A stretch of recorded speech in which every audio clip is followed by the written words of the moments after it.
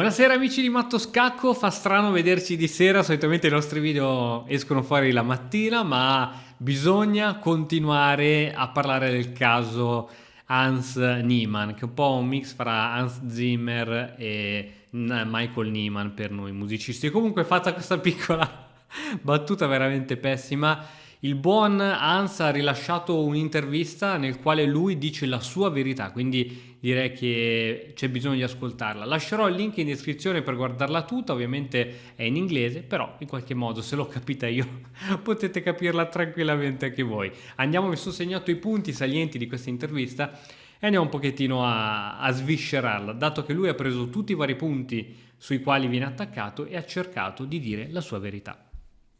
Il primo punto è il punto del finto accento, una cosa che onestamente non ho sentito. Mi sono informato abbastanza su questo argomento, ho guardato i vari social, i vari Twitter, eccetera, però non l'ho sentita. Però se lui risponde a questo punto vuol dire che probabilmente è stato accusato. Lui è, se non mi sbaglio, è di San Francisco, non vorrei dire una cavolata, quindi è americano.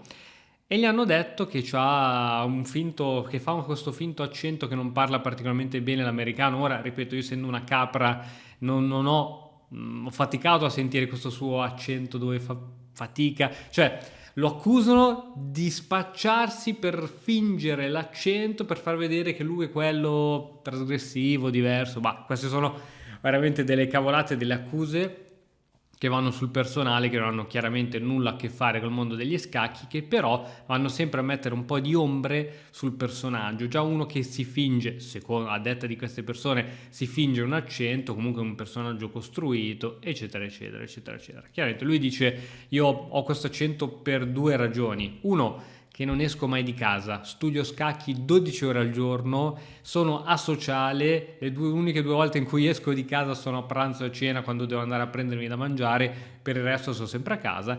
In più ha detto che negli ultimi 2 anni ha giocato tornei in Europa e quindi ha sentito solo parlare gente altre lingue, sia italiano, francese, tedesco, eccetera, quindi non ha avuto modo di coltivare la sua lingua. Queste sono state le sue spiegazioni e quindi va bene. Andiamo avanti. Questo era il punto sicuramente meno interessante, puramente gossiparo, che a noi onestamente non ce ne frega niente. Andiamo al secondo punto, l'apertura. Si parlava dell'apertura giocata contro Carlsen, quindi la sua accusa di cheating è stata fatta molto sul fatto che come faceva a conoscere così bene una linea secondaria, perché voi sapete che a livelli di grandi maestri quando si sfidano hanno dietro dei team e questi team gli dicono guarda che Hans Niemann è debole su questa difesa, fagli questa apertura e vedrai che andrai bene. Cioè, quindi ci sono degli analisti che analizzano le partite e lo stile di gioco e quindi ti consigliano qual è il modo migliore per giocare e quindi per cercare di ottenere vantaggio subito dall'apertura. Niemann nella partita contro Carlsen, che poi l'ha battuto, ha giocato un'apertura perfetta e quindi a tutti è nato il dubbio di dire ma come faceva Niemann a conoscere così bene questa difesa, tra l'altro da nero, vincere col nero è una cosa follia poi contro il campione del mondo, come ha fatto a conoscere così bene profondamente questa apertura senza neanche sbagliare una mossa? Allora la sua risposta è stata semplicemente questo, dato che in partita è stata giocata un'apertura catalana, la sua risposta è stata che Carlsen ultimamente gioca molto la catalana, quindi quello che lui essenzialmente ha fatto insieme al suo team è stato quello di vedere tutte le linee possibili della catalana sapendo che Carlsen non sarebbe andata nella linea principale, perché l'obiettivo a questi livelli è quello di cercare di sorprendere, di stupire l'avversario per portarlo subito su linee secondarie, terziarie e portarlo quindi fuori dalla teoria. E quindi lui si era studiato a sua detta anche le linee minori e quindi si è ritrovato assolutamente preparato. Questa è stata la sua giustificazione sul perché ha saputo giocare così bene la difesa da nero contro la catalana. Andiamo alla terza accusa. Contro Firouzja ha giocato a un certo punto una mossa donna G3 e all'interno dell'intervista lui non sapeva dare una spiegazione a questa mossa dicendo semplicemente che insomma gli scacchi parlano da soli e altre robe di questo tipo e quindi chi aveva sospetti su di lui ha iniziato a dire beh un grande maestro del suo calibro fa una mossa e poi non la sa spiegare, oppure non ti sa dire le varianti, oppure ti dice solo le varianti in superficie. E anche altri grandi maestri hanno detto la stessa cosa, cioè un gran maestro del suo calibro che è arrivato nel 2007 dovrebbe essere in grado di spiegare bene il significato dietro una mossa. Come si è difeso lui da queste accuse? Uno ha detto: io sono un tipo molto istintivo, alcune mosse le faccio, ok, calcolo chiaramente, però alcune mosse le faccio di istinto, e quella secondo me era una mossa di istinto che secondo me non poteva essere male. Numero 2, ho studiato profondamente il mio avversario che era Firouzja e sapevo che lui andava in tilt quando lo inizia ad attaccare, quindi quella è stata un po' una mossa psicologica per iniziare ad attaccarlo. Questa è stata la sua spiegazione. E 3, dato che spesso queste interviste che fanno i giocatori le fanno subito dopo la partita, tu immaginati una partita dove ti sei spremuto le meningi fino all'inverosimile e dopo ti chiedono per mezz'ora di intervista di ricapitolare tutta la partita e di cercare di ricordarti tutte le varianti. È chiaramente veramente un'impresa titanica, quindi dici: io sono arrivato qui con poca energia, probabilmente ero anche un po' scazzato, quindi permettetemi il lusso di dire che o non mi ricordo le varianti che lì per lì ho calcolato o semplicemente non ho voglia. Quindi anche questo punto delle mosse che ha giocato in partita e che poi non sapeva, tra virgolette, spiegare durante le interviste, sono state spiegate in questo modo. Altro punto: è stato bannato da chess.com. Era uscito fuori che in passato aveva fatto 2 account ed entrambi i 2 account erano stati bannati. Qual è la verità? Lui è stato molto sincero, se guarderai l'intervista veramente è stato, io credo che abbia parlato veramente a cuore aperto.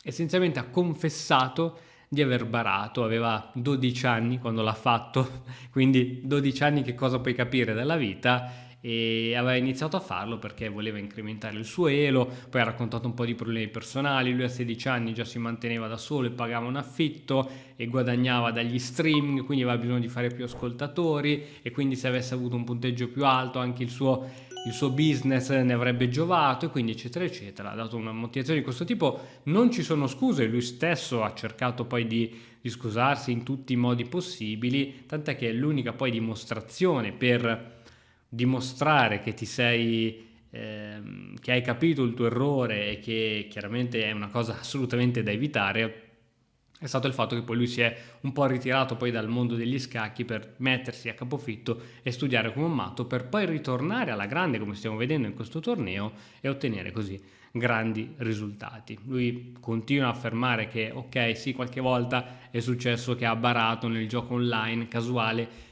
che non vale nulla. Sappiamo che il punteggio online non vale assolutamente nulla, anche se dall'altra parte c'è una persona che crede di giocare contro un essere umano, quindi anche solo per rispetto andrebbe fatto. Quindi a mio avviso tutti coloro che barano online, non so che gusto hanno, che gusto ci prendono, però fatto sta che lui lo ha ammesso, e quindi già questa è una cosa. Però se è una cosa che hai fatto a 12 anni, raga, cioè chi di voi a 12 anni non ha fatto una cavolata in qualsiasi altro settore della vita? Quindi ci sta, dai, no? Un altro punto molto importante sono le conseguenze che tutto ciò ha scaturito, perché non potevamo immaginare che battere il campione del mondo in carica attuale, finché non ci sarà il nuovo vincitore, battere il campione del mondo fosse stato per lui così problematico, perché a seguito appunto della vittoria Carlsen va di tweet, ritwittano tutti, e su Carlsen, che è il papa, quindi in cima c'è Carlsen, sotto ci sono tutti i suoi sudditi, altri gran maestri, chiaramente vanno tutti a soccorrerlo. Nakamura l'ha soccorso tanto e ha cercato di sposare la tesi di un eventuale baro, di un eventuale di qualcosa di non strettamente legale. È stato lui stesso poi a dichiarare che appunto nel mondo agonistico si sapeva che Niemann non era un giocatore troppo sportivo, ecco. Quindi lui non solo, poi ci sono stati anche quelli dei piani alti di chess.com che gli hanno chiuso l'account.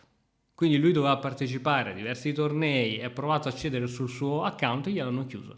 Quindi Carlsen dice che secondo lui c'è qualcosa che puzza, tutti sotto a ridai, lui dice probabilmente molti hanno anche cavalcato l'onda, e quindi adesso io sono diventato l'obiettivo e non vorrei che per qualche diceria poi la mia carriera viene stroncata, anche perché io sto dedicando tutta la mia vita agli scacchi, studio 12 ore al giorno, amo questo gioco, non mi pesa perché è una cosa che faccio con estremo amore, sono migliorato tanto, possiamo vedere il progresso che è arrivato a toccare il 2007 e ragazzi non tutti possono arrivare a toccare il 2007, cioè non basta avere talento, quello che vogliamo essere portato, ci vuole una dedizione totale, così come ha affermato lo stesso Hans.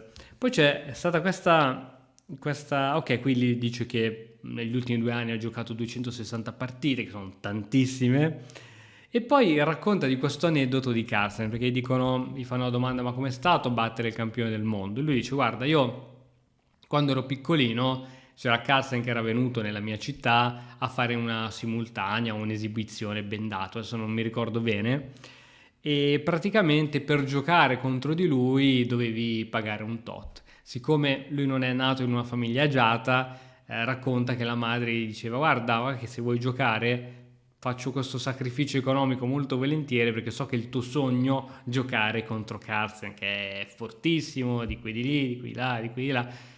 E lui disse: no mamma, per quanto mi possa piacere questa cosa, teniamoci i soldi per le cose più importanti, un giorno giocherò contro Carlsen gratuitamente.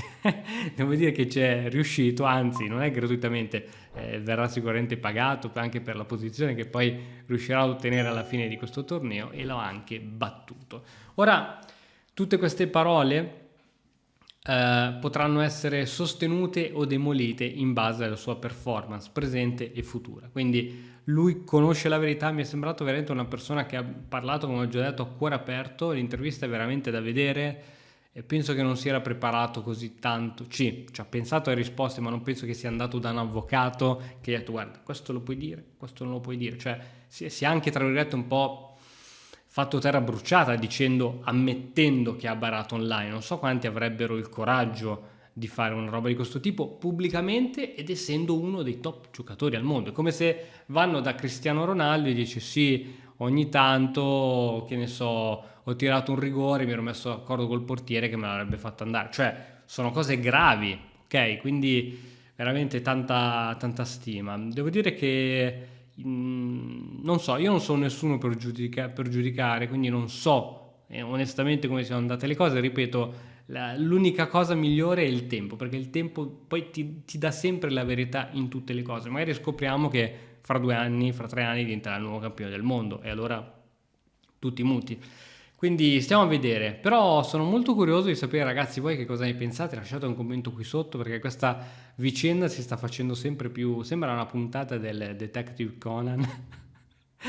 E vi lascio con questa perla. Una volta eravamo in classe ai superiori, stava parlando del Detective Conan e la mia insegnante di italiano, che era un po' datata: ah sì, Conan, quello lì, il barbaro con la clava e il bastone. No, prof, è indietro di circa 30 anni sui cartoni animati, però vabbè.